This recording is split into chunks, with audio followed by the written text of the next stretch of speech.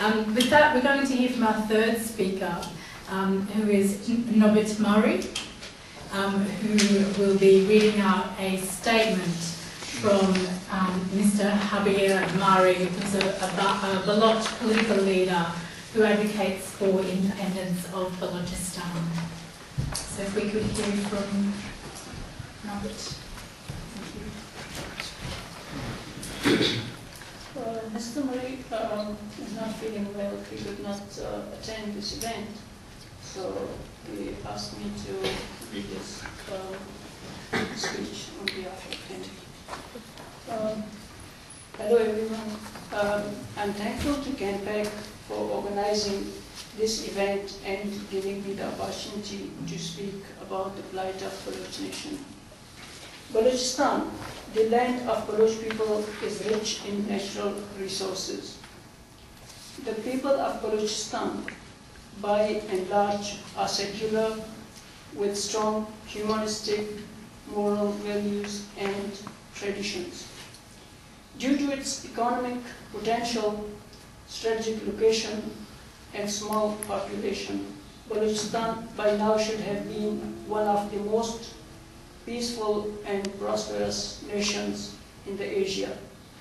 But due to systematic exploitative policies of the occupying states, Balochistan is currently the most poorest nation in the region. The forgotten conflict of Balochistan is the result of the unprecedented assault on Baloch national sovereignty on 13 November 1839, when the British Army attacked and invaded Balochistan. Apart from killing the Baloch ruler, they also divided Balochistan in three parts by drawing artificial lines in 1871 and 1893. These arbitrary lines are considered international borders between present-day Pakistan, Iran, and Afghanistan. However, before the British left the subcontinent, they recognized Balochistan as a sovereign state in a tripartite agreement on 11 August 1947. The freedom of the Baloch people was short-lived because the newly created religious state of Pakistan occupied Balochistan. Since the illegal and forceful occupation of Baloch land, Pakistan has conducted 5 military operations against Baloch people to continue and strengthen its hegemony over Balochistan. Thousands have been killed, displaced, and disappeared in each of these operations. The latest military incursion, which started in 2000 and is still ongoing, is not different than the previous offensives against the Baloch. Thousands of people have been killed by aerial bombardments, ground forces attacks, and by long-range artilleries. Around 8,000 Baloch political activists have been arrested and made disappear. They do not have access to any legal representations, and their families are not told about their conditions and whereabouts. Since July 2010, the intelligence agencies of Pakistan have started to kill the Baloch activists under custody. The medium of torture used by dictatorial regimes and brutal militaries around the world is pretty much the same. They select their targets, arrest them, make them disappear, and subject them to inhuman torture to death in captivity. Their bodies will later be thrown in deserted areas in different parts of the occupied land. More than 60 bodies of Baloch disappeared activists have been found across Balochistan after Pakistan started kill and dump policy in July this year. To give you an example of the torture they inflict on Baloch detainees, I will cite the case of just one Baloch youth. Wahid Kambarani Baloch, a young Baloch teacher, was abducted on 7 October 2010 from Kalat city by Pakistan paramilitary and military intelligence forces. His mutilated and acidified body was found on 1 December 2010 from Raji area of Kalat town in Balochistan. People close to him have stated that his body bears signs of extreme torture. His tongue had been cut off and acid were poured in his face. Arrests, disappearances, and executions of Baloch activists are a daily routine in both eastern and western occupied Balochistan. Just today, the fundamentalist state of Iran has hanged 11 innocent people in the capital city of western Balochistan.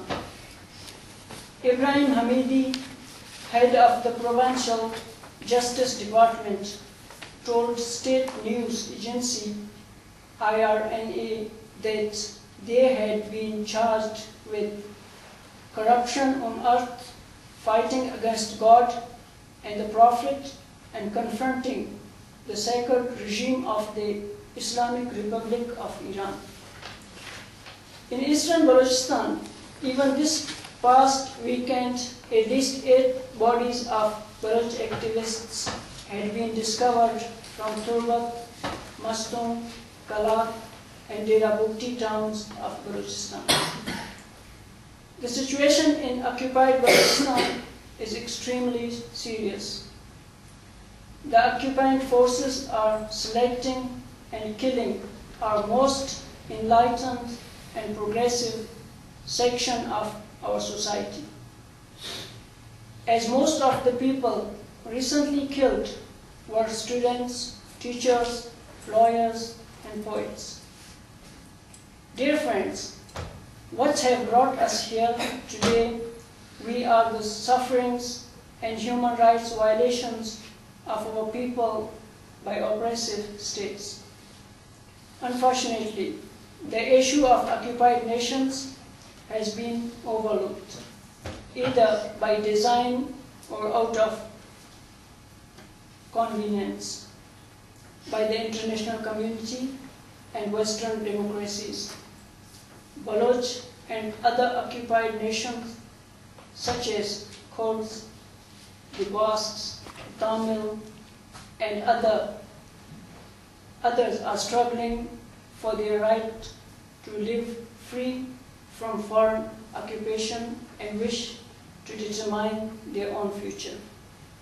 Occupying states, which happen to be member states of the UN, are violating the international human rights laws, but the champions of human rights and democracy have either ignored the crimes of these states or they are being blackmailed in the name of war on terror.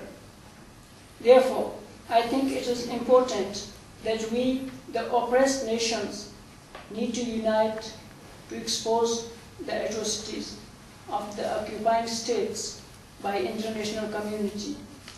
These states are globally united and they do support each other when making any decision against nations under their occupation. It is important that Baloch, Kurd, Tamil, Basques, and other nations support each other on international forums to expose the atrocities of these states and their collusion with Western powers. I once again thank Campacc and all those who worked hard to produce these briefings to bring the plight of Baloch, Tamil, Kurd, and Basque diasporas. The attention of international community and the British public. Thanks for being a voice for the voiceless nations. Thank you.